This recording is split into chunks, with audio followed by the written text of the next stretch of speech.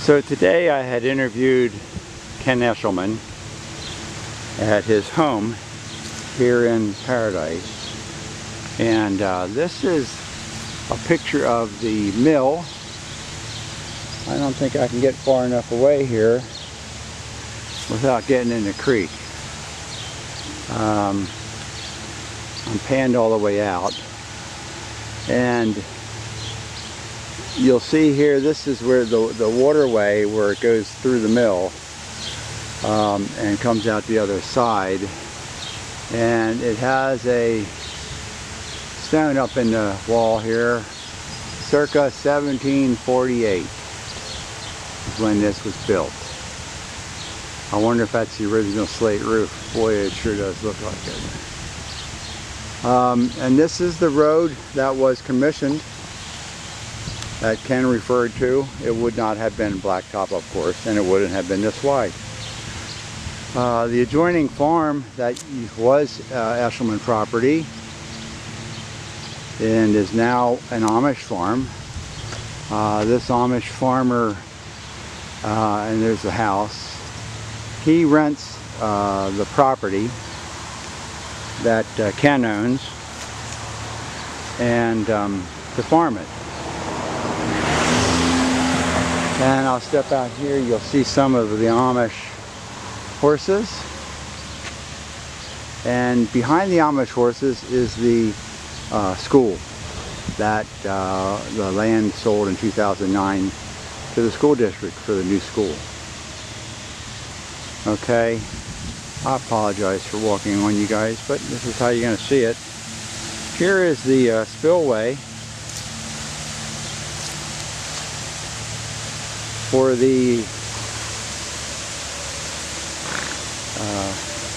mill, and that would have been diverted then at this point to go through the mill, but right now it just flows and continues into the creek, and it does not go through the mill, but it would be diverted before this and go through.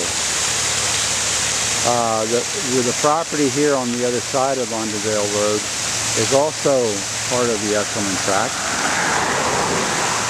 That dates back to the original. And then turning around again, this is the mill, and then one of the entrances, and then you can see the house here in the background, an ancient sycamore tree. And I will take some more pictures of this as I walk down. I'm just going to keep focused across the road on the house. I'm not sure what pines they are, but they're ancient. There's another really old sycamore right by the house. The house was added to, obviously, because you can see, or I'll point it out to you, right behind the tree is a seam in the house, and the roofs are different.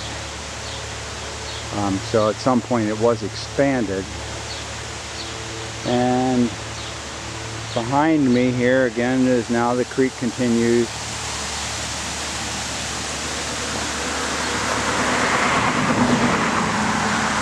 And field behind again that's farmed by the Amish guy next door. Quite a bit of traffic on this road. It's just after 5 o'clock. Okay, so down this road, heading east, down at that corner is the park where we will be at on Saturday. That's the far edge of it at the playing fields. And to my right then is a cornfield. This is also Eshelman Property, and at the other end of this cornfield is the creek. The one that's behind us that I've been showing you continues down and makes a right-hand turn and flows along the edge of the cornfield. And this tree line in the back of the cornfield has the creek on the other side. So pretty much the Eshelman property that Ken has goes from Route 30 all the way back to the creek line here. And so it's bordered by the creek and then by the Amish farm over here. Now this is another one of the entrances to the house. And as you approach the house, it's very sunny out. I apologize. I don't know what this will look like on the recording, but you can see hopefully there's a difference in the roof line, and there's the 3 chimneys in the house. It has 3 fireplaces. Behind the home, as we'll come around to the backyard, you'll see it has a functioning outhouse back there. Ken has 3 wells here on the property. This is his main well in the front yard. It's, I think he said 400 feet deep. His grandfather drilled it. And then there's another one around the side here. So I'm sort of walking clockwise. This is the east side of the grist mill,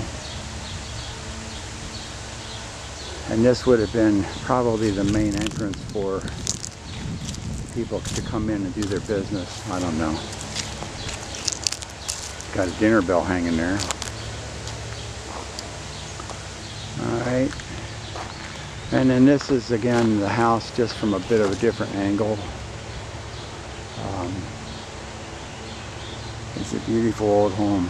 The inside is very well maintained. A lot of really old artifacts in there, but as Ken said, not too many are the frees. The mill itself has the 4 millstones in there from France, but as I understand, it's not in workable condition, and it's actually not very safe to go inside the mill at this point, but the outside is in good condition. They're trying to keep it as such.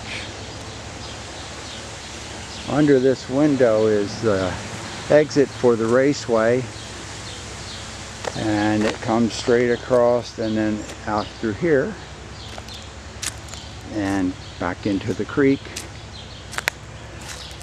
or it will join up with the creek, I should say.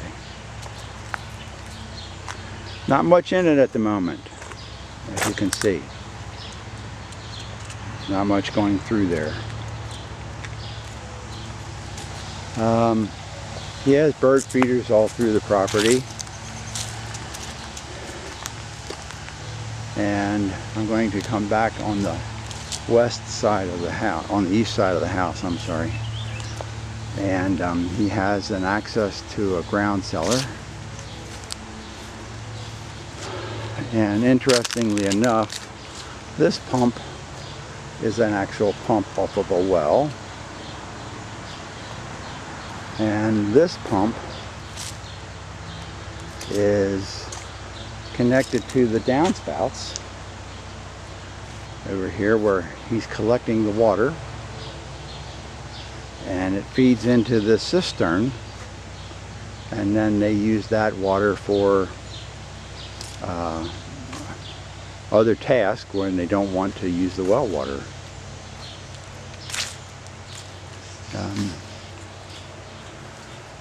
He doesn't have a large yard, but he has a large property. It's 20-some acres.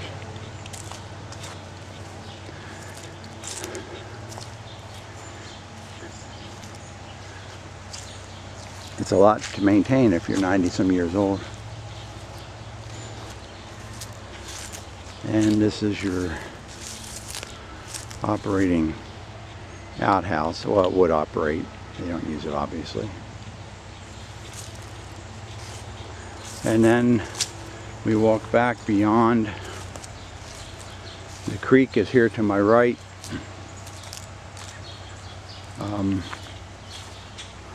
The farmhouse, the farm property that was sold towards the east is on my right. And this isn't insulated, so it's not electric. So he owns the property all the way across this cornfield to the other side where the creek that we take our water from for the spillway comes out of. And then we continue back, and eventually, if I could get down far enough, we would have the creek. This is the spillway coming out of the mill. It joins up with the creek a little further in. So that is my tour of Ken Eshelman's home. London Vale. A very nice setting. That's an old cherry tree. And here we have a black walnut. Man, that thing's immense. And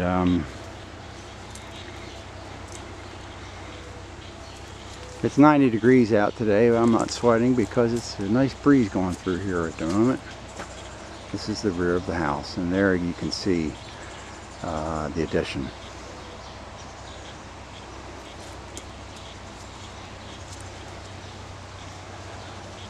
Okay. I thank you for your time today, and thank Ken again for his time and talking to us. It was much appreciated to have captured a bit of history here in both the property and in Ken. And I'll say goodbye. Bye.